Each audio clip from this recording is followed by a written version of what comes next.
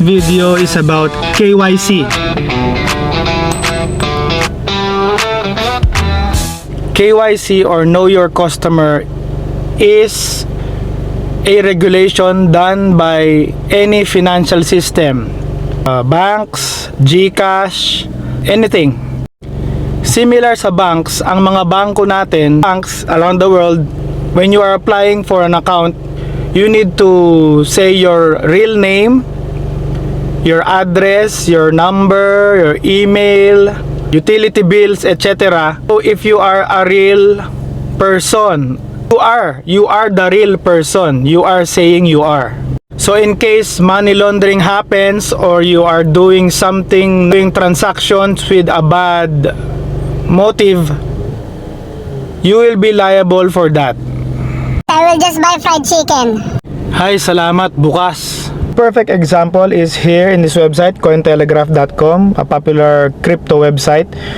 2 teens arrested after paying Bitcoin to see live stream murder on the dark web. So without KYC, you cannot trace these criminal activities, illegal activities. 2 Italian 17-year-olds were arrested. They are already arrested because of the KYC.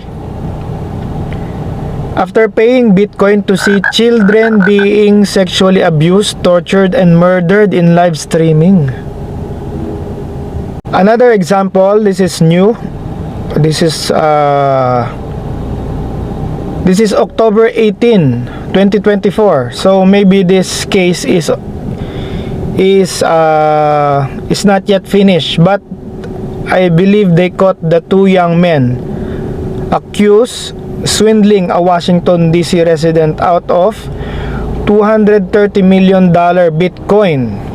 Went on spending spree, buying exotic cars and $2 million watch and renting mansions, prosecutors said. So this means they already know who are the people or the person who did the criminal activities. So this is the importance of KYC. If you like my videos, please consider subscribing to my channel.